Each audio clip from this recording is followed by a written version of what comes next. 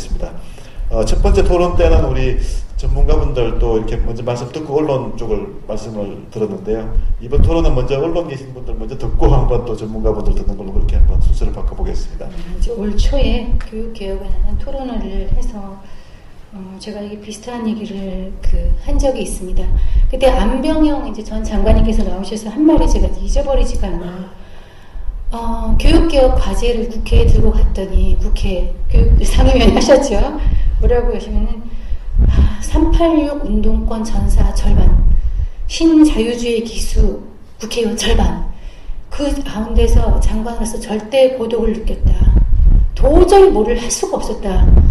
제가 가슴이 아프더라고요. 2번 장관을 하셨는 그 안병훈 장관이. 이게 우리가 지금 오늘 나와 있던 몇 가지 노동시장과 교육과의 미스매치라든가, 아니면은 뭐 국가장학금 문제라든가, 그 다음에 또 대학 구조조정 개혁, 대학 구조조정 관련 개혁은 이 정부가 아니라 노무현 정부 때부터 노정부도 통과시키려고 했던 것인데, 그때는 여당이었던 열린우리당도 반대했었어요.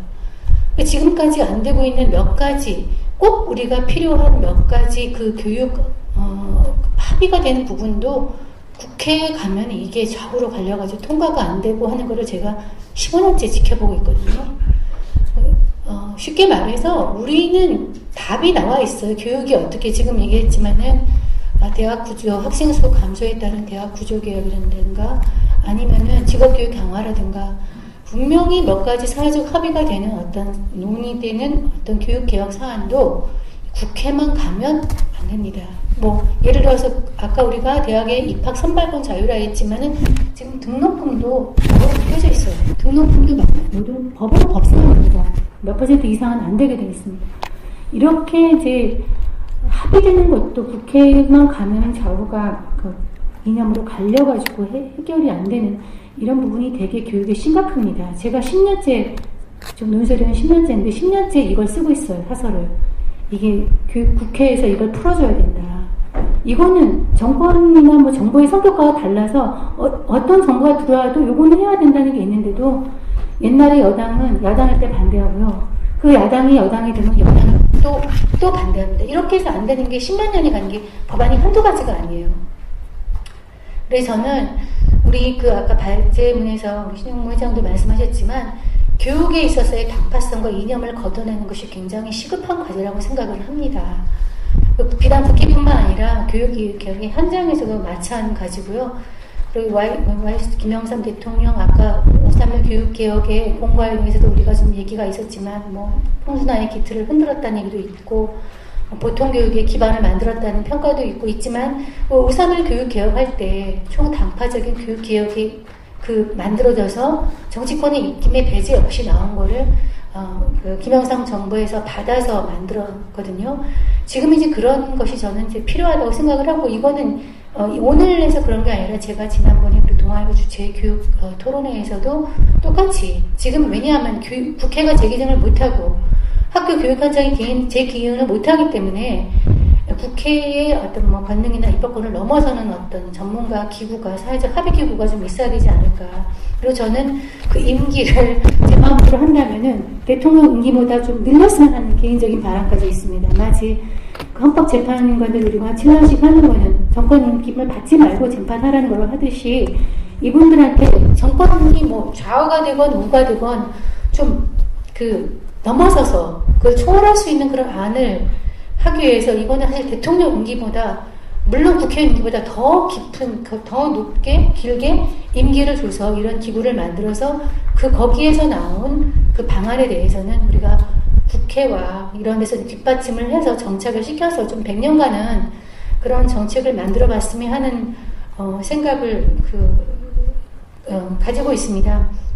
우리가 한번 그 같은 경험을 한 적이 있고요. 그것만이 지금 이렇게 좌우로 갈라진 이념의 어떤 색깔을 벗어나는 길이라고 생각을 합니다. 네, 감사합니다.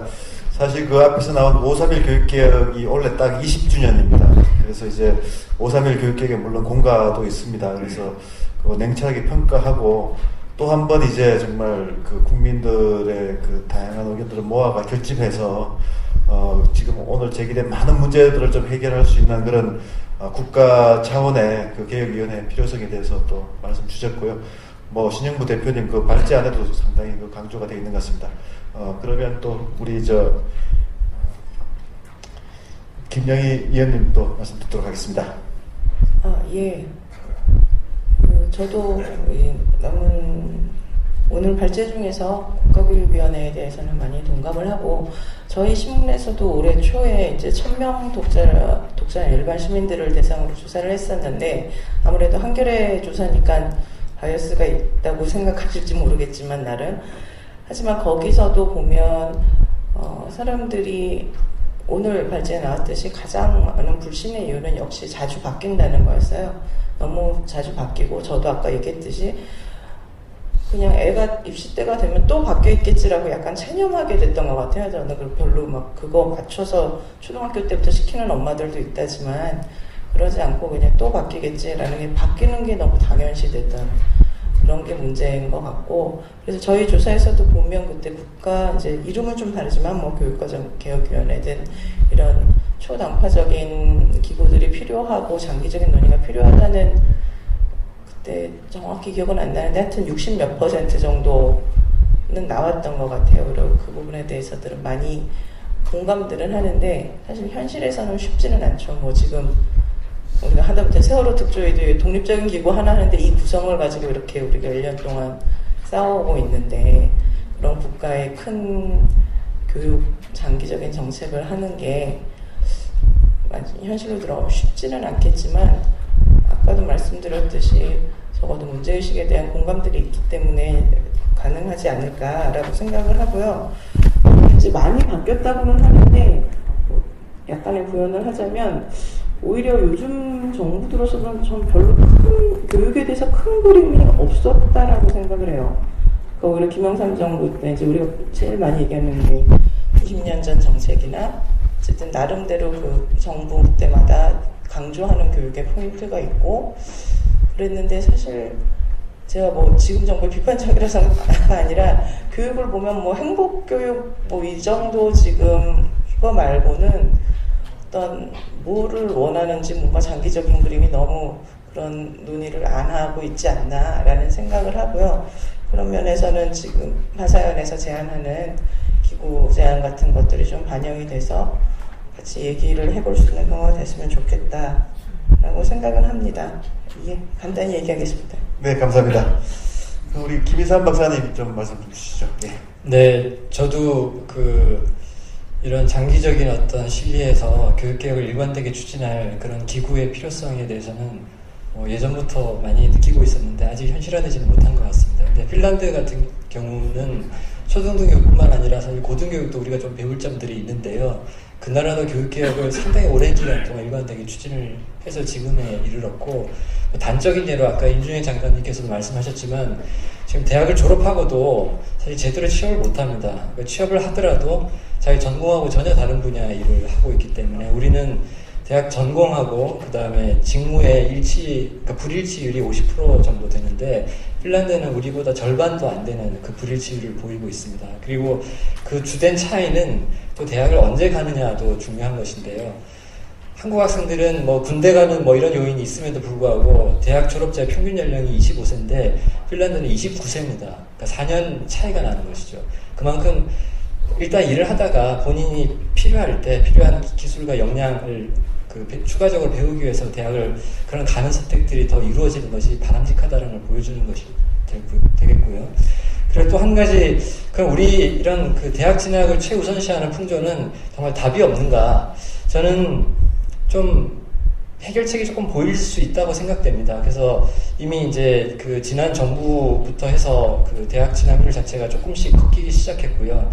다른 구체적인 대안들이 조금 더 이렇게 늘어나야 되는데, 실제로 보면 우리나라 부모들이 굉장히 교육열이 강하고 대학 진학을 무조건 해야 된다는 생각을 갖게 된 것처럼 보이지만, 서울대 규장각에서 고문서부터 해가지고 지금까지 교육열을 분석해온 제 후배 이 연구자는 연구 결과, 과거제도부터 분석을 해왔습니다. 그래서 어떤 결론을 냈냐면, 한국인들의 교육열은 문화적인 것이라기보다는 유교 문을 숭상하고 이런 것이 아니라 상당히 경제적인 동기에서 주동된 것이기 때문에, 그래서 만약에 대학 교육의 어떤 노동시장에서 메리트가 그 굉장히 없다라는 것 자체가 일반적인 인식으로 굳어지는 순간 이것은 굉장히 무너질 수 있는 균형이다라고 이렇게 진단을 하고 있습니다. 그래서 저는 우리 교육이 결국은 교육의 최종 목적은 사회 구성원이 그 사회에 잘 참여할 수 있도록 만들어주는 것이라고 했을 때 가장 중요한 부분이 직업교육인데, 아까 정 위원께서 좀 이념 이런 말씀도 하셨지만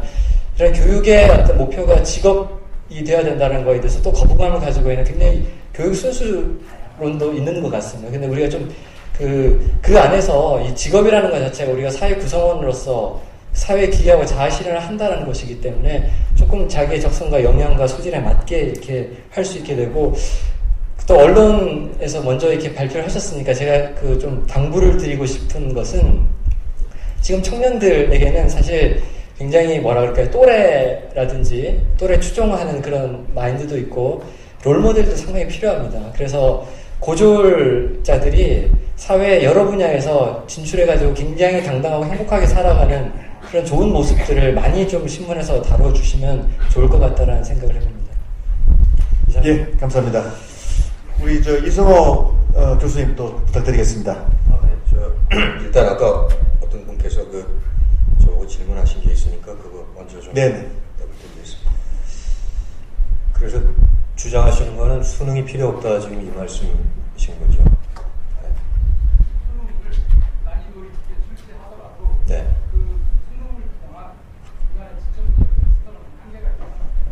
그거는 아마 제가 생각할 때는 어떤 평가든지 한계가 있을 겁니다. 아까 15%라고 그러셨는데 미국에서 ETS에서 SAT를 만드는 목적이 SAT를 가지고 세계적인 학자가 될 사람들을 판별하려고 하는 게 아니라 그 원래 목적은 이 학생들이 대학에서 수학할 수 있느냐 아니냐 그것을 가지고 한 거기 때문에 난 그렇게 충분히, 만약에 알버트 아인슈타인이 수능을 봤다면 글쎄 어느 등급 정도 나올까, SAT를 봤다면 저는 그런 생각을 해봤습니다. 그 다음에 두 번째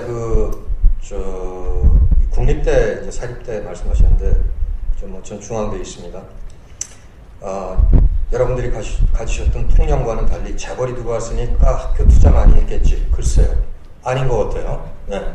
뭐 불미스러운 일도 있었습니다만은 그 일은 여기서는 더 이상 얘기하지 않겠습니다만은, 왜 사립대학에 지원을 하느냐? 저희도 그냥 재정적인 자유를 주고 마음대로 하라 그랬으면 좋겠어요.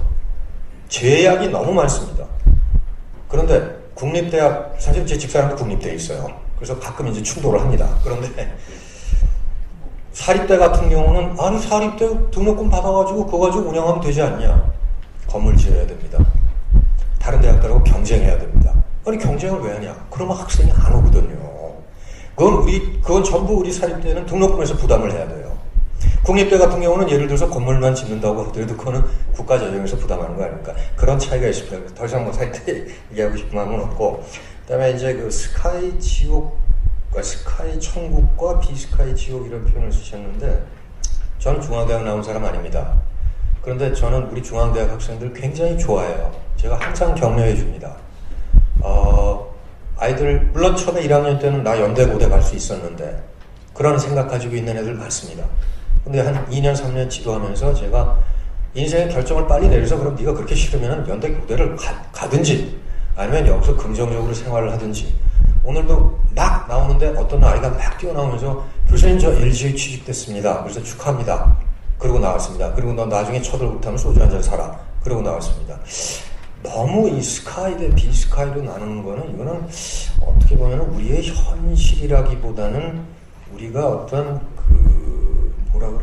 의견 형성을 통해서 너무 조장하는 게 아닌가, 저는 어떤 때 그런 걱정이 들 때가 있어요.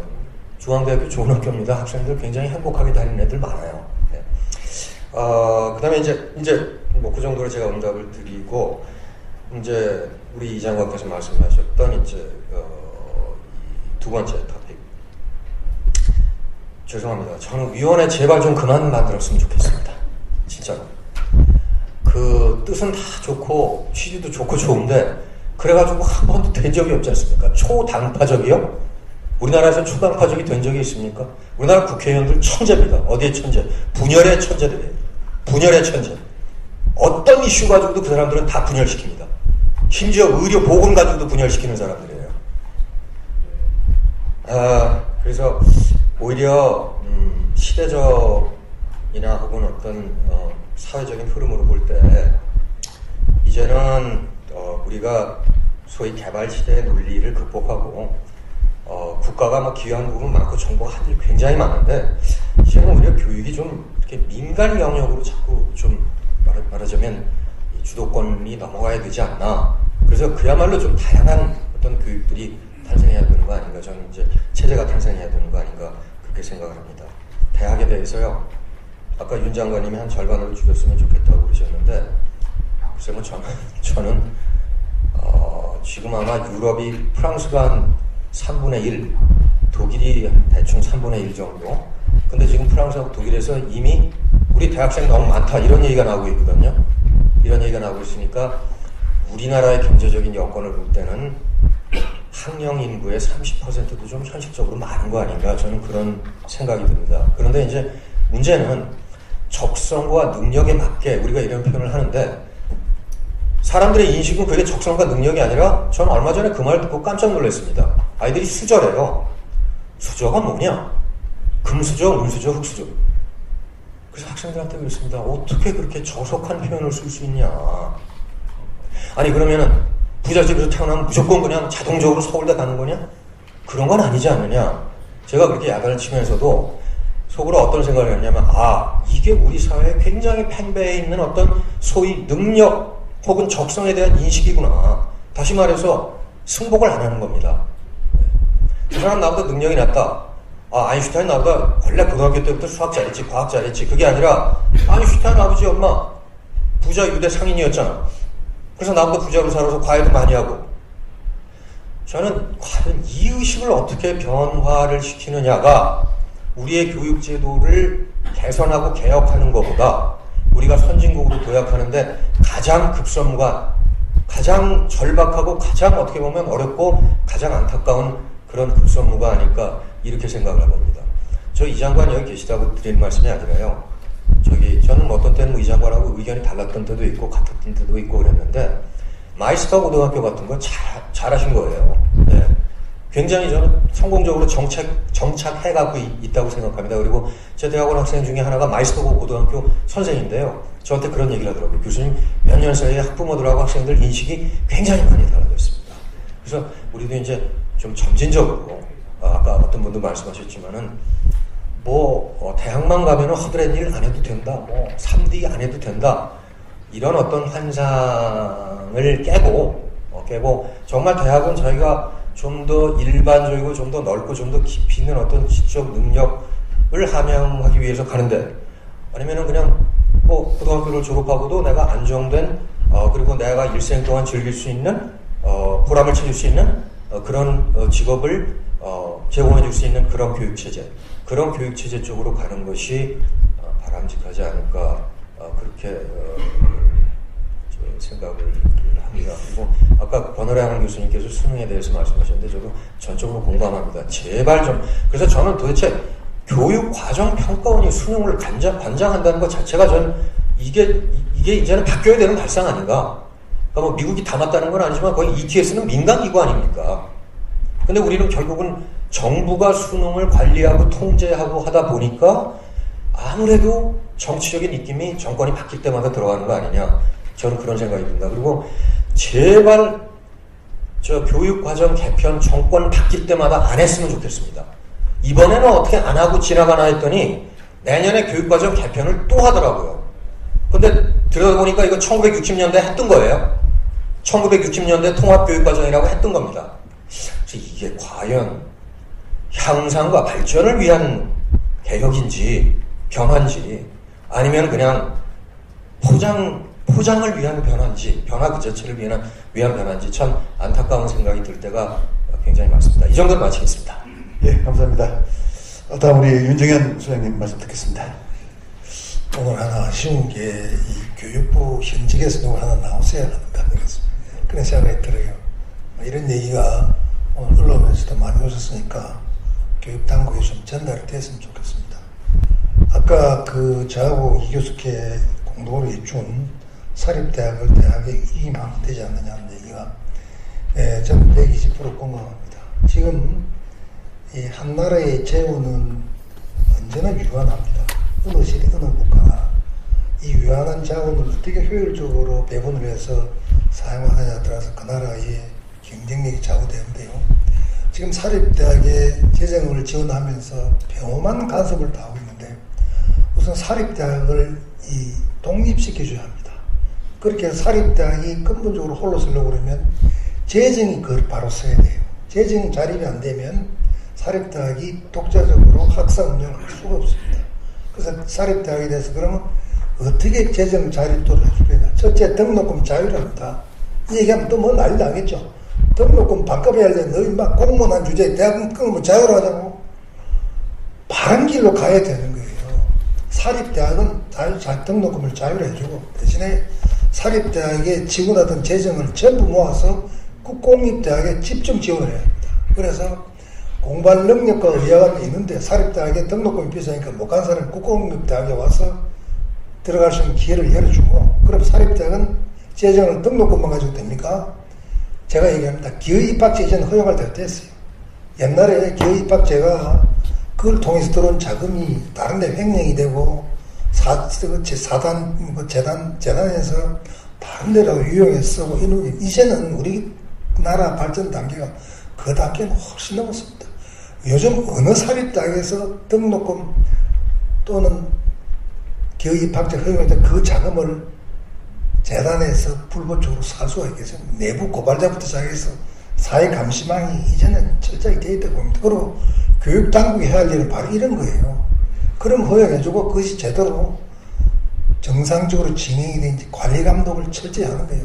학사에 그냥 일일이 관여하는 게 아니라 그런 거를 제대로 담보를 해줘야 돼요. 그러면 그것이 사회보장제도의 우리 사회안전망이 확충해요. 그럼 대학에서 그 기업입학제 받은 걸 가지고 등록금을 올리는데도 어느 정도 제동이 걸릴 수가 있고 그 자금을 가지고 학생들에게 많은 장학금 줄 수 있는 기회가 있고 학교에 필요한 기사에 들어갈 수 있고 정원 외에 1% 내지 2%를 하든지 해서 대학에 맡기면 대학생 학생 선발부터 시작해서 전부 대학에 맡기면 지금 대학 구조조정 한다고 그래서 정부에서 A등급, B등급, C등급 1년에 두세 개도 제대로 정리를 못하는데 저는 그렇게 생각합니다. 100% 사립대학에 자율화를 시켜주면 난 이것이 가장 효과적인 대학 구조조정이 된다고 봅니다. 그 해낼 수 없는 대학이 수없이 많은 거예요. 그런 학교 문 닫게 하고 국회에서 빨리 지금 나가 있는 그 투자를 해소할 수 있는 그 부분을 법을 통과시켜줘서 사립대학에 투자했던 출자자들이 국가의 모든 자산이 환수 안 되고 자기가 일정 부분 해소할 수 있다면 그 자산을 다시 직업학교나 마이스터 고등학교나 공업고등학교 농업고등학교 이런 데로 시설을 돌려서도 활용할 수 있지 않겠냐 하는 생각을 제가 해보는 겁니다. 그건 그렇게 말씀드리고요. 제가 오늘 마지막으로 하고 싶은 얘기는 저희 평생을 공직에서 살아온 사람으로서 요즘 이렇게 보면 제일 안타까운 건 그것입니다. 교육을 비롯해서 어느 사회 어느 시대나 그 시대의 흐름이라는 게 있습니다. 그걸 좀 다른 차원에서 시대정신이라고 하고 이랬는데 지금 우리 사회가 지금 어디로 흘러가는지 이 교육에 관한 문제만은 아닙니다. 그러나 이 시대적 흐름이 제일 중요하게 영향을 미치는 분야가 바로 교육 분야거든요. 예를 들면 아까 우리 정상희 얘기원께서 좋은 지적을 하셨는데 선생님의 수준을 올려야 할 필요가 있다. 저 100% 공감합니다. 얼마 전에 어느 신문에 어느 전직 공직자 기관 이런 보신 분 있습니까? 자기 지인의 애가 학교에서 숙제를 가져와서 숙제를 보면서 낑낑거려서 그 엄마가 들여다보니 학교에서 내준 숙제가 뭡니까? 북한의 5대 5가지 장점을 써오라고 했다고요. 그거 안 보셨어요? 애가 자기 잘 모르지만 북한의 5대 장점이 뭐야 도대체? 아무리 생각해도 모르겠다는 거예요. 그래서 그 어머니가 묻습니다. 그러면 단점을 써오라고 그러지 않았느냐? 단점 얘기는 없었어요. 장점만 5개 써오라고 그랬대요. 자, 이것이 우리의 학교의 현주소입니다. 그리고 왜 선생님들의 자질도 문제가 됩니까? 거기도 경쟁이 없어 그런 거예요. 그 여러분 다 아시지 않습니까? 왜 선생님들은 평가를 받으면 안 됩니까? 다른 선진국가 선생님들은 철저하게 평가받습니다. 그래야 그게 경쟁이 되고 발전이 있죠. 경쟁력을 향상시키는 가장 효과적인 방법은 경쟁이에요. 경쟁을 공정하고 올바르게 하면 그걸 통해서 경쟁력이 싹트는 거예요. 그 경쟁에서 나오거나 피해를 보는 사람은 국가나 사회가 우리가 안아줘야죠. 사회 안전망을 확충하는 이렇게 가야 되는 거죠. 경쟁 자체를 하지 못하게 하는 것은 사회와 국가를 망치는 거예요. 영국이 인도에 유명한 그 인디라 간디가 마하트마 간디가 한 얘기 있어요. 나라와 사회가 망하려고 하면 7가지 징조가 나타난다. 첫 번째, 원칙 없는 정치. 딱 맞죠? 원칙. 두 번째, 노동 없는 부부, 요양을 방해합니다. 법치의 붕괴. 이렇게 얘기했어요.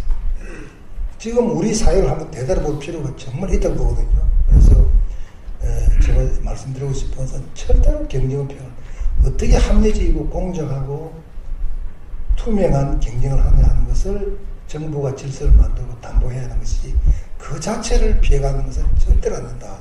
그래서 개방과 경쟁만이 교육도 살 길이다. 그 기준으로 교육개혁이 이루어진다고 보고요.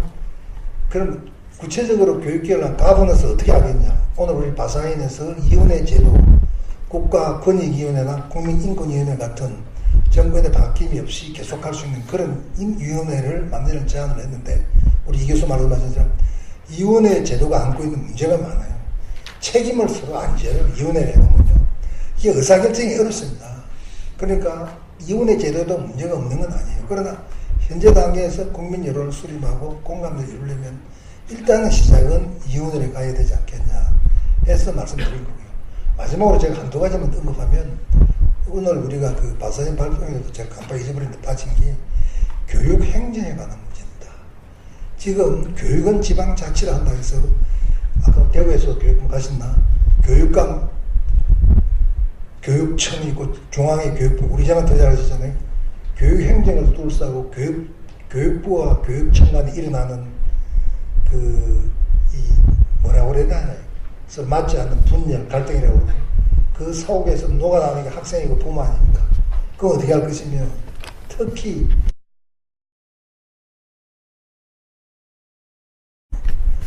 정말 이런 제도는 왜 못 바꿉니까?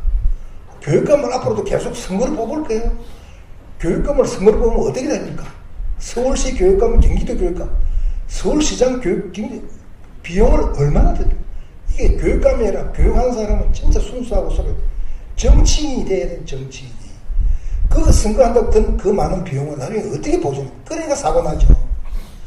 그리고 일반 투표권자 입장에서 교육감 나온 사람이 누구든지 알기는 하나요? 교육 전문가가 아닌데 이런 잘못된 제도와 가버넌스를 가져간 대한민국 교육이 제대로 될 수가 없는 거예요. 그래서 이 문제 하나 말씀드리고 마지막으로 하나는 교육도 정말 산업화해야 합니다. 교육 산업이에요. 산업적 측면에서 교육을 접근해야 합니다. 왜 그렇습니까? 산업을 하려면 개방해야 합니다. 그리고 경쟁해야 합니다. 왜 교육시장은 개방해야 됩니까? 전문 제주도의 국제학교, 인천 송대 국제학교 말만 하고 지금 제주도는 그런 조그마하게 난리가 났었죠. 왜 교육시장을 개방? 외국의 유명한 보딩스쿨 같은 들어와서 하게 하면 우리 애들 해외 안 보내도 되잖아요. 여러분 아시죠? 기러기 아빠 기러기 엄마 언제까지 이런 상태 끌어갈 거예요? 요즘 문제가 심각합니다. 기러기 아빠 기러기 엄마에서 가정이 붕괴되는 것부터 시작해서 거기 조기교학 같은 애들도요 거기 적응도 못하고 한국 오도가도 못하고 태평양 항구에 떠있는 신세가 된 학생들이 대다수예요. 이게 우리나라 공교육이 붕괴되고 있기 때문에 그쪽으로 간 거 아니에요. 그러면 교육을 산업화해서 외국의 보딩스쿨이라는 걸 우리가 국내에서 하게 해주면 국내에서 보내면 되잖아요.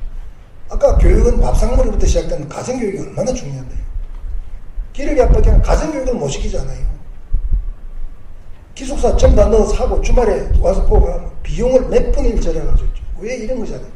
그래서 저는 이런 모든 문제를 포함해서 해결하고 연구하고 고뇌할 가버넌스가 필요합니다.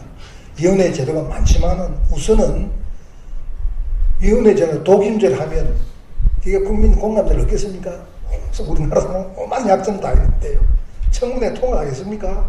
그래서 제가 일단은 오늘 박사님 제시한 이 위원회 제도로 가질 수 있도록 여러분께서 관심을 가져주시기 바랍니다. 감사합니다. 네, 감사합니다. 이제 좀 정리를 이제 할 때가 된 것 같은데요.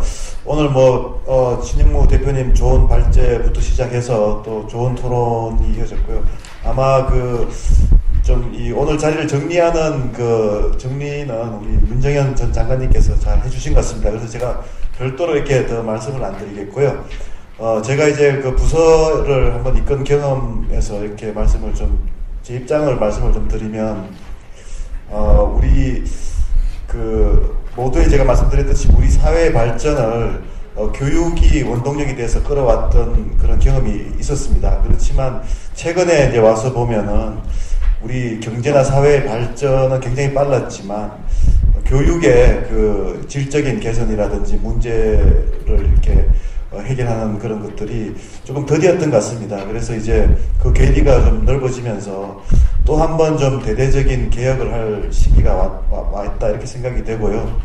그 큰 방향에서 이번에 이제 바른사회운동연합에서 제시한 것들을 제 나름대로 한번 생각을 해보면, 그동안 너무 이제 교육부 중심으로 탑다운으로 이렇게 교육을 행정을 하다 보니까 실제로 개별 학교들 또 개별 대학들의 선발권을 비롯해서 교육 과정이나 다양성이나 이런 것들이 충분히 살아나지 못했던 것 같습니다. 그래서 최대한 좀 자유를 좀 많이 확대하고, 또 한편으로는 전문기관들도 많이 있는데요. 전문기관들의 전문성을 좀 발휘해서 교육 과정이라든지 이런 것들도 좀 많이 더 전문화된 그런 현장 친화적인 그런 변화들을 이끌어내야 될 것 같고요.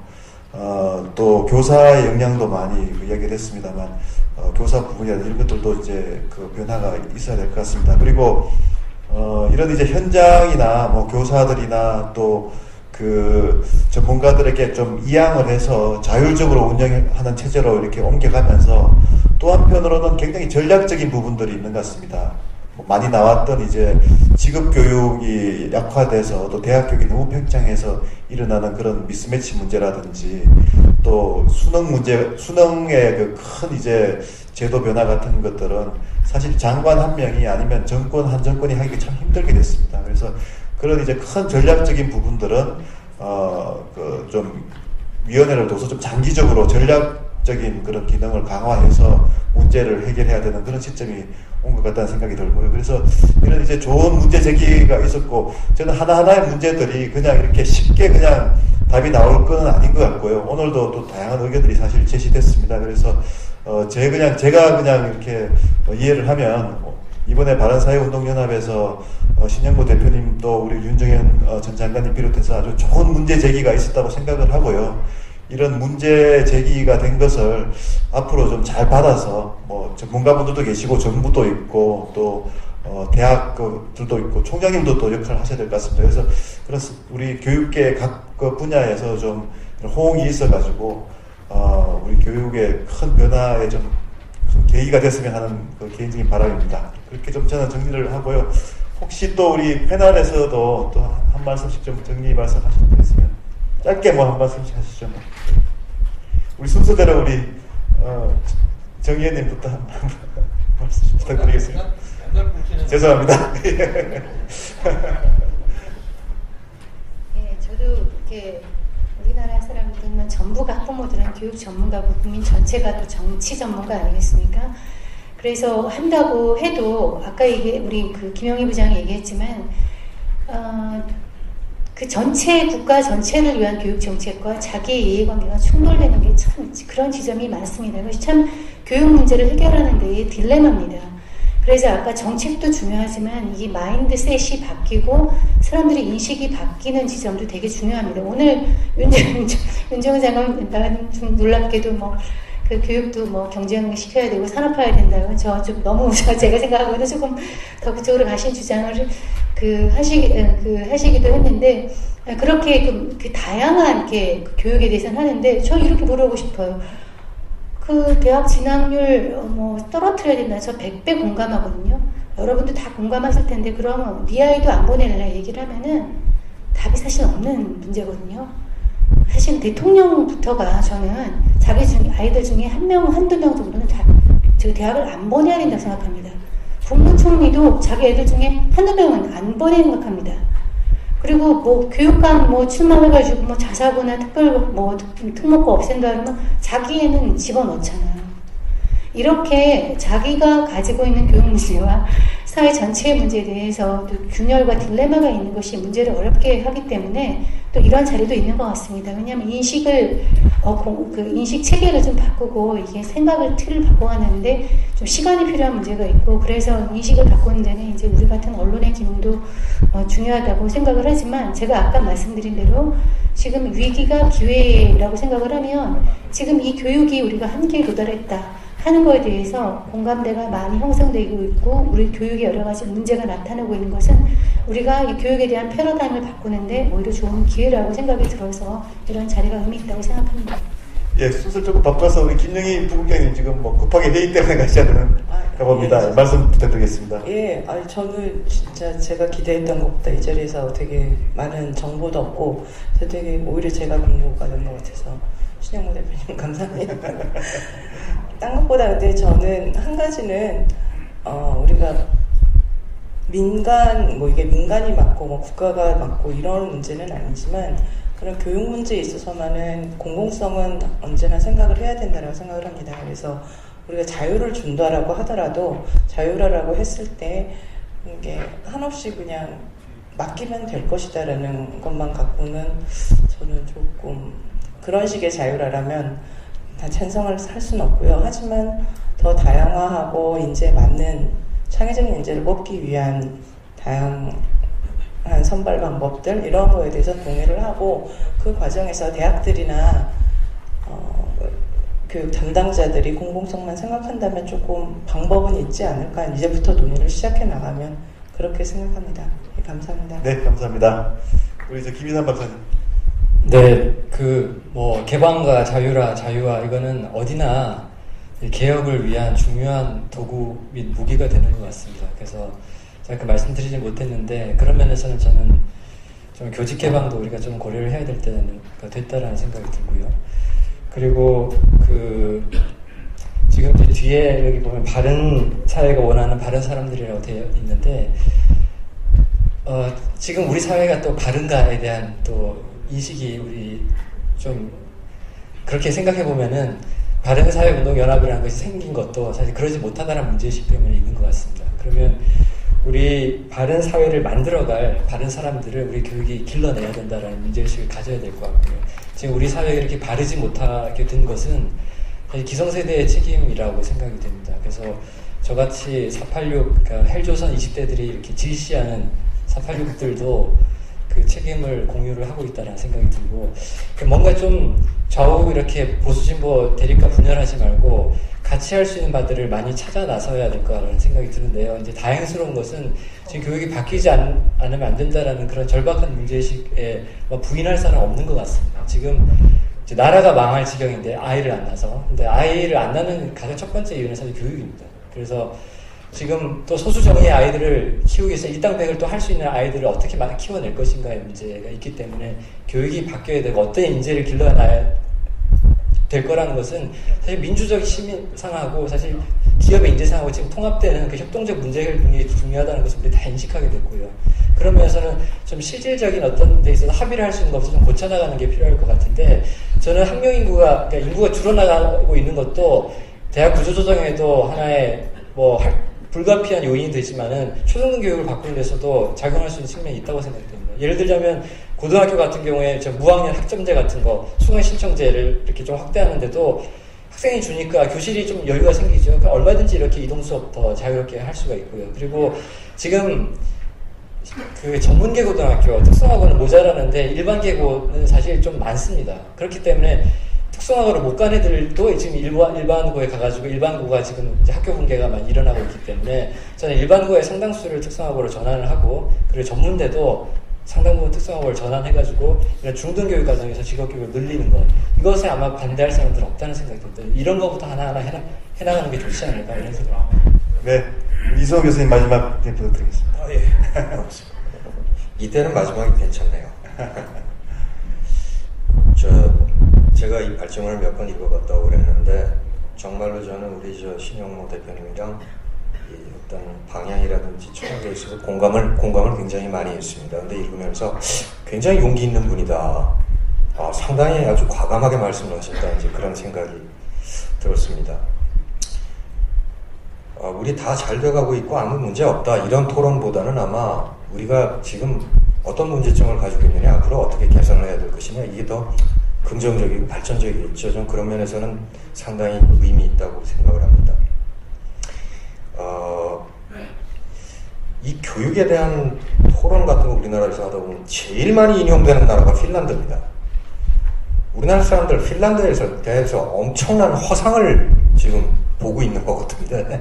제가 핀란드를 뭐 이렇게 격하하는 건 아니지만은 인구 우리나라 10분의 1도 안 되는 나라에서 좀 뭐라 그럴까 약간 좀 거칠게 표현을 하자면은 거기 아마 산에 있는 나무만 베어 먹어도 그 사람들 한 100년 동안은 굶어 죽지 않겠죠. 우리는 지금 뭐 당장 자원도 없고 뭐 그다음에 중국이 경제적으로 커지고 뭐 일본은 확고한 위치를 지키려고 하고 말레이시아, 인도네시아 같은 나라들 치고 올라오고 우리의 상황하고 핀란드의 상황은 저는 그 어떤 같은 차들을 비교할 수 없는 상황이라고 생각을 합니다. 그리고 이미 뭐 핀란드 교육은 상당히 퇴조의 길을 걷고 있다는 게 여러 가지 징조들을 통해서 이제 나오고 있습니다.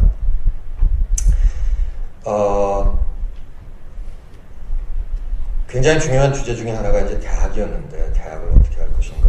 그런데 저는 진짜로 학생들하고 학부모들의 선택에 맡겼으면 좋겠습니다.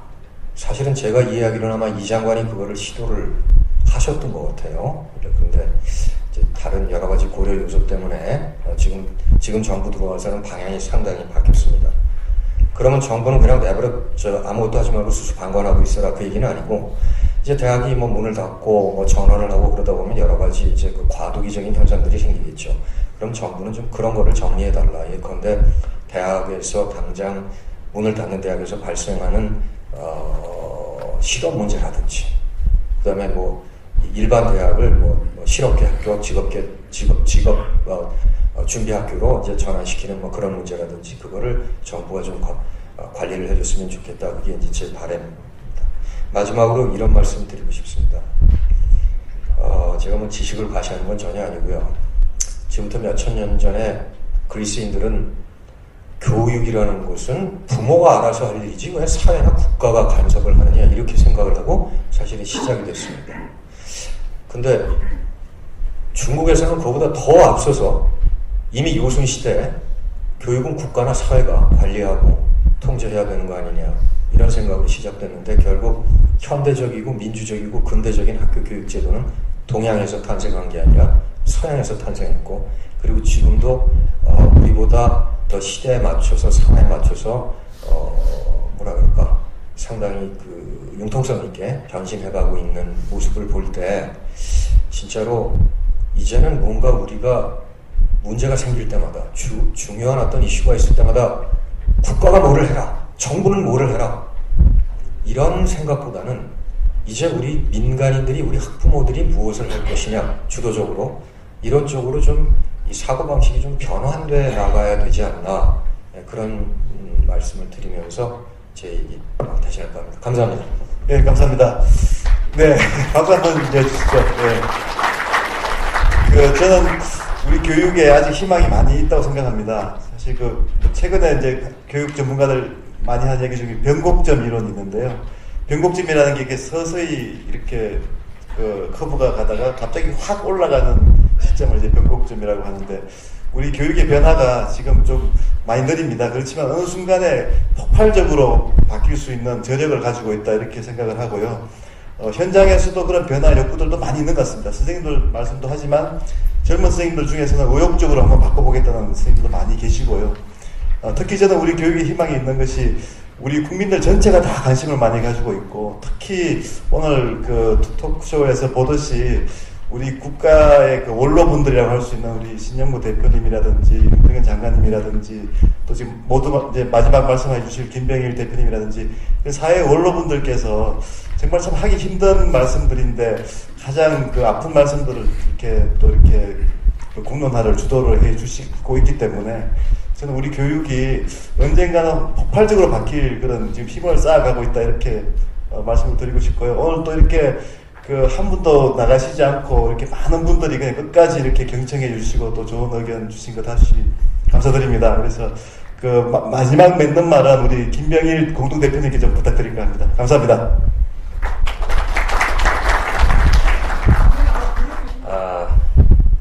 우선 바쁜 연말에 일기도 불순한 가운데 참석해 주셔가지고 끝까지 자리를 지켜주시는 우리 청중 여러분께 진심으로 감사를 드립니다.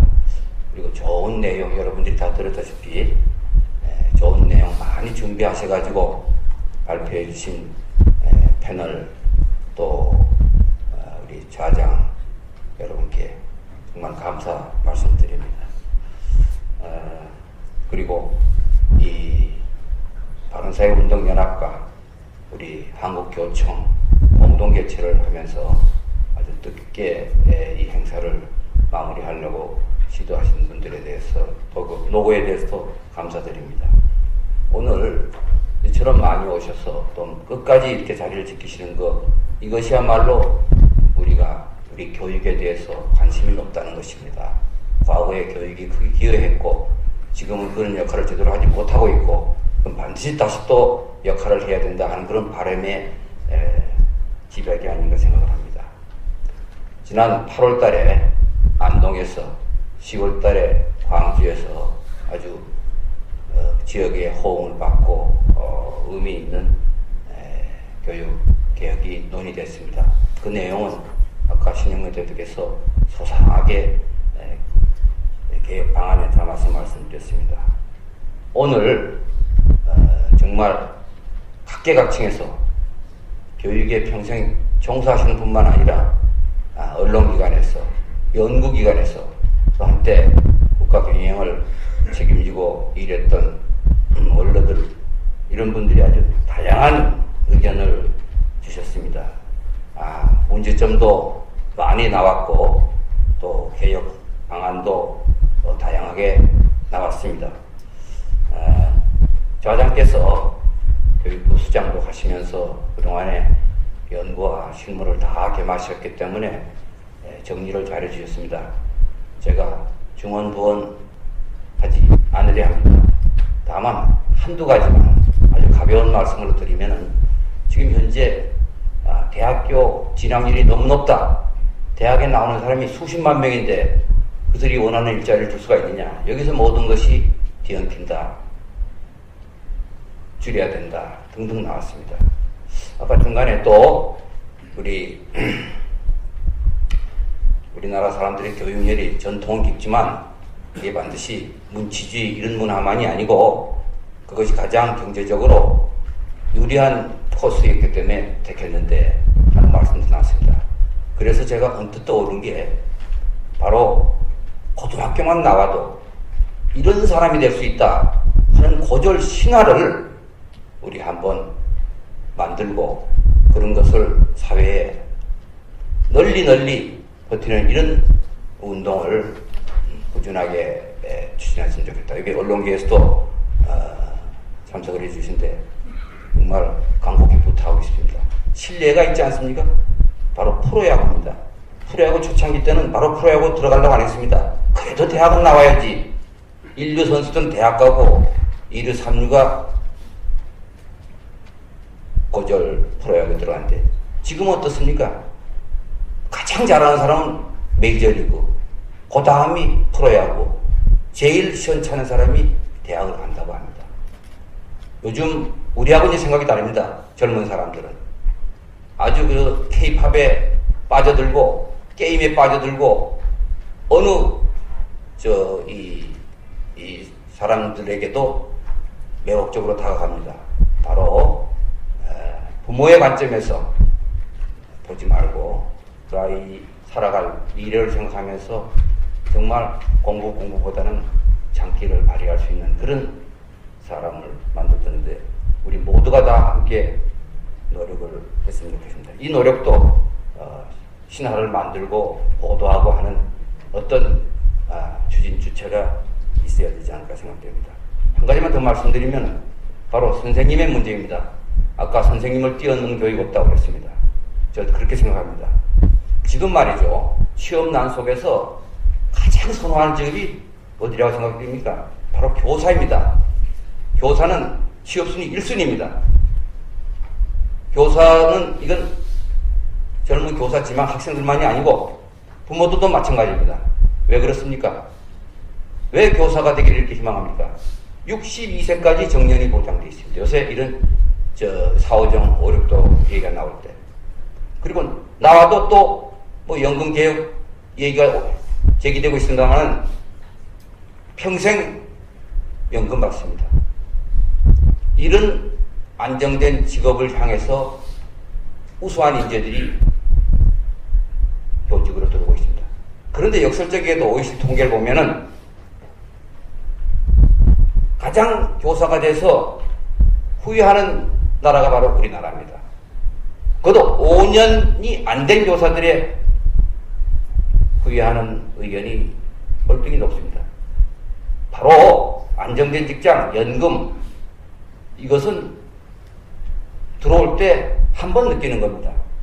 매일매일 학교 나가서 아이들에게 존경을 받느냐 안 받느냐, 학부형들의 어떤 대접을 받고 교직생활을 하냐, 동료들하고는 상하관계는 어떤가 하는 삶을 살면서 회복하지 못하게 느끼는 게 아닌가 생각됩니다. 바로 아까 윤중현 장관님께서 경쟁이 필요하다고 했습니다. 제가 조금만 그걸 나눠서 말씀드리면, 들어갈 때는 경쟁이 치열합니다. 들어가서 경쟁이 없습니다. 오히려 그 반대가 돼야 되지 않을까요?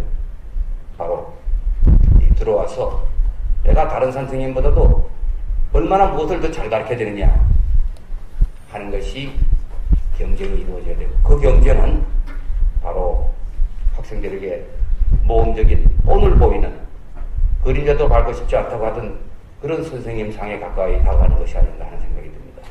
어쨌든 이런 오늘 하도 좋은 의견들이 많이 나왔기 때문에 제가 중요한 건 덧붙여서 죄송하게 생각합니다. 이제 구슬은 꼬매야 오매가 됩니다. 바로 논의된 내용 잘 다듬어서 내년부터 실행에 옮겨지기를 바라고 저희도 힘을 보태겠습니다. 특히 이번에 공동주최에 바른사회운동연합과 한국교총이 같이 한다는 시절은 굉장한 의미가 있다고 생각합니다. 바른사회운동연합은 소수 엘리트입니다. 두뇌입니다. 그렇지만 이것은 아까 국회 입법 과정도 말씀드렸습니다만 많은 힘과 그 힘을 내기 위한 손발이 필요합니다.